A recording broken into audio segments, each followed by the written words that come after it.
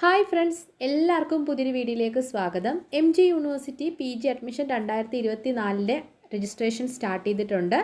അപ്പോൾ നമ്മുടെ ചാനൽ ആദ്യമായിട്ട് കാണുന്നവരുണ്ടെങ്കിൽ PGയുടെ ഓരോ അപ്ഡേറ്റ്സിനായിട്ടും നമ്മുടെ ചാനലും കൂടെ മറക്കാതെ ഒന്ന് സബ്സ്ക്രൈബ് ചെയ്ത് വെക്കുക. അപ്പോൾ capmgu.ac.in എന്ന വെബ്സൈറ്റാണ്, ലിങ്ക് ഞാൻ ഡിസ്ക്രിപ്ഷൻ ബോക്സിൽ കൊടുത്തിട്ടുണ്ട്.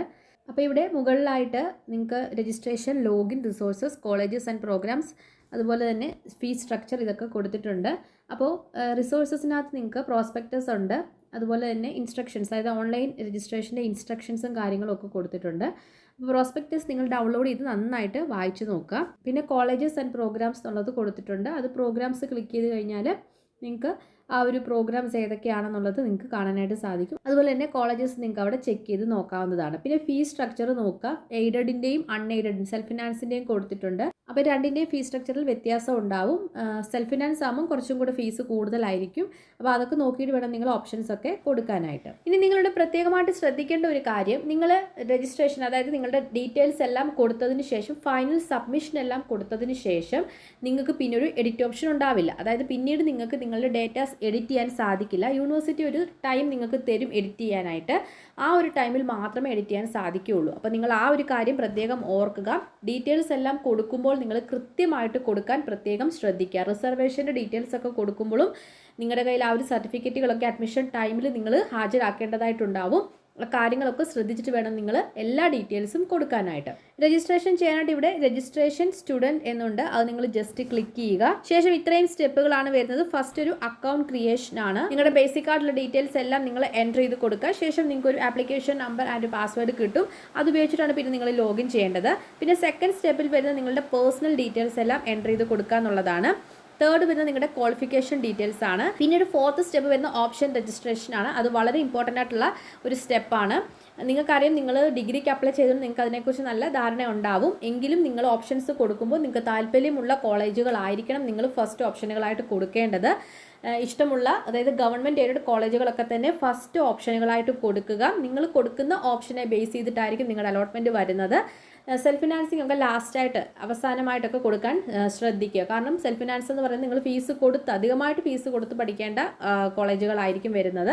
അതുകൊണ്ട് ഗവൺമെൻറ് എയ്ഡഡൊക്കെ തന്നെ നിങ്ങൾ ഫസ്റ്റ് ഓപ്ഷനുകളായിട്ട് കൊടുക്കുക. നെക്സ്റ്റ് വരുന്ന ഫീ പേയ്മെൻ്റ് ആണ്. ഫീ പേയ്മെൻറ്റ് ചെയ്യുമ്പോൾ ശ്രദ്ധിക്കേണ്ട കാര്യം, നല്ല നെറ്റ് സ്പീഡ് ഉണ്ടാവണം. എങ്കിൽ മാത്രമേ ട്രാൻസാക്ഷനൊക്കെ സക്സസ്ഫുൾ ആയിട്ട് വരികയുള്ളൂ.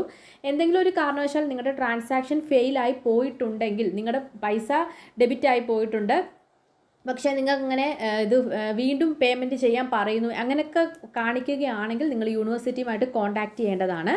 അതിനുശേഷം നെക്സ്റ്റ് പേജിൽ നിങ്ങളുടെ സർട്ടിഫിക്കറ്റുകൾ അപ്ലോഡ് ചെയ്യുക എന്നുള്ളതാണ്. പിന്നെ ലാസ്റ്റ് സ്റ്റെപ്പ് വരുന്ന ഫൈനൽ സബ്മിഷനാണ്. ഈ ഒരു ഫൈനൽ സബ്മിഷൻ ചെയ്തതിന് ശേഷമായിരിക്കും community quota, sports quota, cultural കോട്ടയിലേക്കൊക്കെ അപ്ലൈ ചെയ്യാനുള്ള ഓപ്ഷൻ വരുന്നത്. ഓക്കെ, അപ്പോൾ നിങ്ങൾ രജിസ്ട്രേഷൻ ചെയ്യുന്ന സമയത്ത് നിങ്ങളുടെ ആ ഒരു റിസർവേഷൻ ഡീറ്റെയിൽസ് കൊടുക്കുന്നതിനകത്ത് ചിലപ്പോൾ സ്പോർട്സ് കോട്ടയിലേക്ക് അപ്ലൈ ചെയ്യാൻ താല്പര്യമുണ്ടോ എന്നുള്ള ഒരു ക്വസ്റ്റ്യൻ ഉണ്ടാവും. അപ്പോൾ അത് നിങ്ങൾ ടിക്ക് ചെയ്ത് കൊടുക്കുക. അങ്ങനെ ചെയ്യുമ്പോൾ നിങ്ങൾക്ക് ഈ ഒരു ഫൈനൽ സബ്മിഷൻ പേജ് കഴിഞ്ഞിട്ട് സ്പോർട്സ് കോട്ടയിലേക്ക് കൊടുക്കാനുള്ള ഓപ്ഷൻസ് വരും. എന്തൊക്കെ ഡീറ്റെയിൽസ് കൊടുക്കണം, കോളേജുകൾ ആഡ് ചെയ്ത് കൊടുക്കുക, അങ്ങനെയുള്ള ഡീറ്റെയിൽസ് വരും. അതുപോലെ തന്നെ കമ്മ്യൂണിറ്റി കോട്ടയിലേക്കും അപ്ലൈ ചെയ്യാൻ താല്പര്യമുണ്ടോ എന്ന് പറഞ്ഞിട്ട് ഓപ്ഷൻ ചോദിക്കും. അപ്പോൾ അത് ടിക്ക് ചെയ്ത് കൊടുക്കുന്നവർക്കായിരിക്കും കമ്മ്യൂണിറ്റി കോട്ടയിലേക്ക് ഓപ്ഷൻസ് കൊടുക്കാനുള്ള ആ ഒരു പേജ് വരുന്നത്. അപ്പോൾ ആ ഒരു രീതിയിൽ നിങ്ങൾ കൃത്യമായിട്ട് എല്ലാ ഇൻഫർമേഷൻസും ആഡ് ചെയ്ത് കൊടുക്കുക.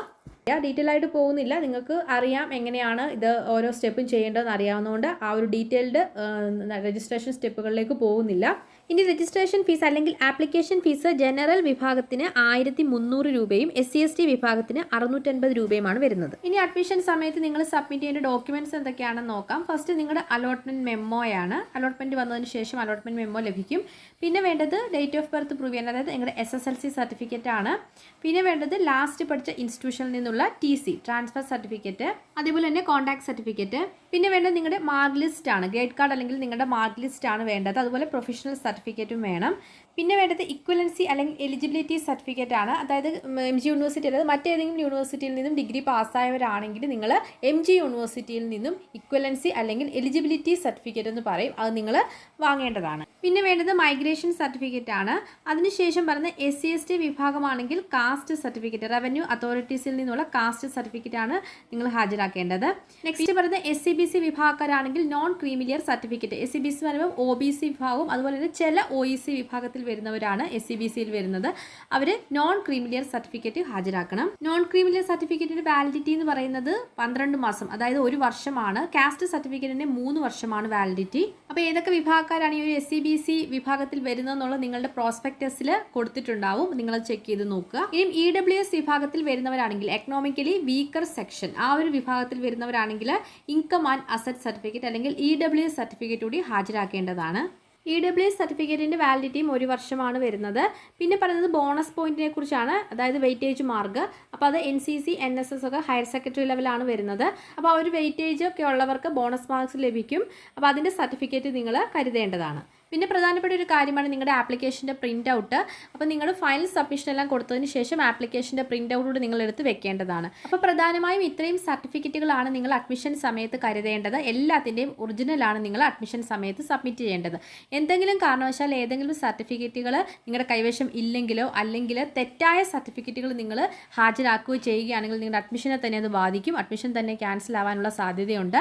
അപ്പോൾ ആ കാര്യങ്ങളൊക്കെ നിങ്ങൾ ശ്രദ്ധിക്കുക. പിന്നെ പറയാനുള്ള മറ്റൊരു കാര്യം, മാനേജ്മെൻറ്റ് കോട്ടയിലേക്ക് അപ്ലൈ ചെയ്യുന്നവർ ഈ ഒരു ക്യാപ് രജിസ്ട്രേഷൻ ചെയ്തതിന് ശേഷം അതാത് കോളേജുകളുമായിട്ടാണ് ബന്ധപ്പെടേണ്ടത്. ആ ഒരു ടൈമിൽ നിങ്ങൾ കോളേജിൽ ഈ ഒരു ആപ്ലിക്കേഷൻ്റെ പ്രിൻ്റ് ഔട്ട് കൂടി ഹാജരാക്കണം. ഇനി പറയുന്ന അലോട്ട്മെൻറ്റ് ഡീറ്റെയിൽസ് ആണ്. നിങ്ങൾക്ക് ജനറലായിട്ട് 3 അലോട്ട്മെൻറ്റ്സ് ആണ് വരുന്നത്.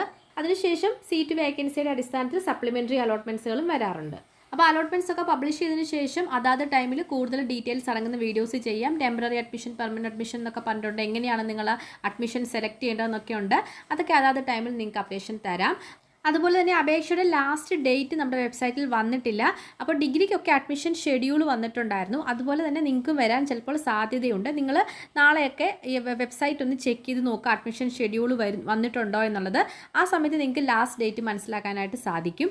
അപ്പോൾ പ്രധാനമായും ഇത്രയും കാര്യങ്ങളൊക്കെയാണ് ഈ ഒരു വീഡിയോയിൽ ഷെയർ ചെയ്യാനുള്ളത്. ഏറ്റവും ലേറ്റസ്റ്റ് ഒരു അപ്ഡേറ്റുമായിട്ട് വീണ്ടും കാണാം. അതുവരെ ബൈ, താങ്ക്